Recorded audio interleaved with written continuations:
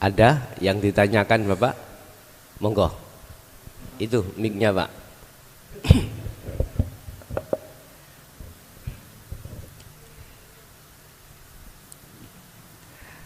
Matur suwun, terima kasih Kiai.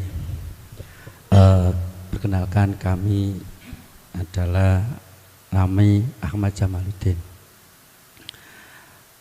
Perlu saya tanyakan ini adalah berkaitan dengan masalah hati, insya Allah. Insya Allah. Kalau hati ini lurus, insya Allah lurus, kan gitu. Dan juga hati ini juga ada berkaitan dengan lillahi ta'alanya hati. Yang saya dengar tadi itu sering mengatakan lillahi ta'ala, lillahi ta'ala.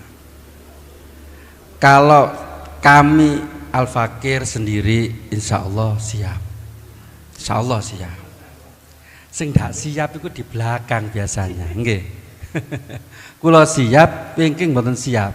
Terutama gandengan nih. Nah, ini yang jadi problem kan gitu.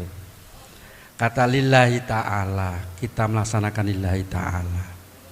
Akan tapi apakah kita butuh lillahi ta'alanya ini, apakah di belakang harus juga berkaitan atau mungkin harus juga lengkap, juga harus bisa membantu kan tuh. Biasanya wong wedok iki kan apalagi zaman sekarang kan gitu. Sulit untuk bisa lillahi ta'alanya. Saman metu iki oleh opo kan gitu kan. Ditakoni kan gitu. Ya betul ya. Saking ngomong gak iso ngomong tiang-tiang niki. Ini adalah merupakan suatu problem yang sangat besar terhadap semua manusia, saya yakin seperti itu.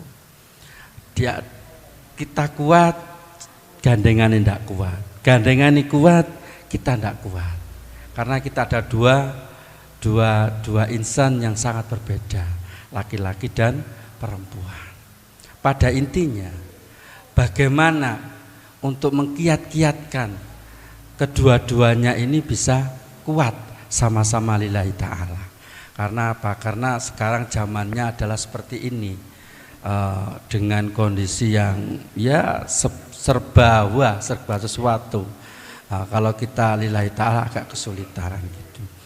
Kita melaksanakan sholat sing bungi bengok weteng kuluwe ya, weteng kuluwe Bu, weteng kuluwe kan gitu kan juga kesulitan. Akhirnya ndak lillahi ta'ala kan. Sholat ndak khusyuk.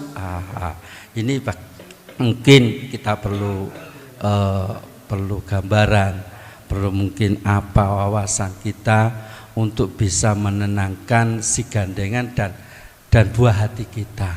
Kan gitu. Terima kasih. A'rif nafsaka wa auladaka wa azwajaka billah. Wa qala Allahu ta'ala ku anfusakum wa ahlikum naro. Apapun alasannya memang mayoritas berat sekali Pak. Tetapi bukan berarti kita harus terus kita keluar dari apa yang didhawuhke Allah. Jagalah dirimu dan keluargamu dari siksa api neraka.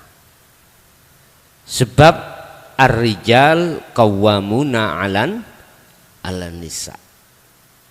Seorang suami bertanggung jawab penuh mutlak dunia akhirat di mata Allah terkait anak dan istri.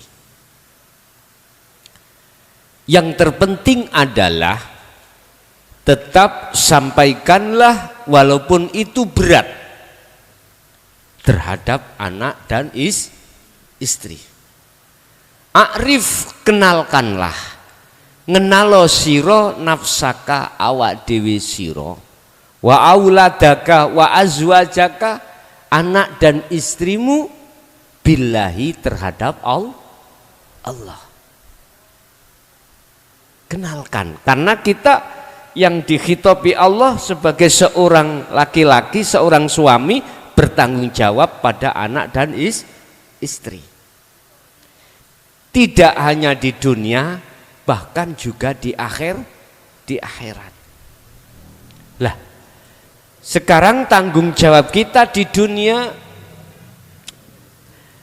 apa kita wajib memberikan nafkah terhadap anak dan istri yang diukur sesuai dengan kemampuan kita masing-masing. Oke, ini tanggung jawab kita di dunia. Berarti secara jasmani. Lah, secara rohani kita harus mengenalkan anak dan istri kita terhadap Allah, sehingga masuk terhadap laku lillahi ta'ala. Terkait istri dan anak mau terima atau tidak, hai Muhammad, iku urus aku. Lihat kaum Taif nggak mau menerima, iku urus aku. Jadi di situ ada dua kelompok, Pak. Wa minhum man hadanallah. Satu kelompok dia menerima dengan ajaran Rasulullah, ajaran yang merujuk ke lillahi ta'ala. Wa minhum man haqqat. Ada yang apa? Minad dhalalah. Wa minhum, sebagian diantara juga ada golongan yang bersikukuh tidak mau. Enggak mau untuk masuk lillahi ta'ala. Makanya tadi betul Bapak tanya, nah, kamu keluar oleh apa? Yang ditanyakan oleh dapat apa? Maksudnya kan penghasilan secara fisik lah, ngoten toh maksudnya. Hanallah, memang Pak, zamannya sekarang itu ya enggak sekarang, mulai dulu. Tentang kalau kita bicara tentang wanita, itu sedikit sekali yang mau kita ajak untuk masuk pada ranah ma'rifatullah, itu sedikit sekali, sedikit. Karena memang di dalam Al-Quran Allah katakan wa zuyyina linnasi hubbus syahawah, pertama minan nisa. Mengapa tidak minar rijal? Itu menunjukkan bahwasanya perempuan itu nafsunya lebih besar daripada laki-laki. Lebih besar lebih besar perempuan. Sehingga pun heran apabila di antara istri-istri kita kenalkan pada Allah untuk berlaku lillahi ta'ala niku wangel. Tapi angel dan tidaknya itu bukan urusan kita.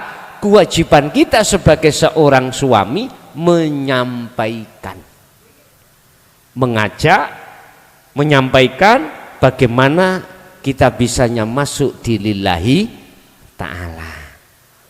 Jadi jawaban kula mung ngeten, Pak.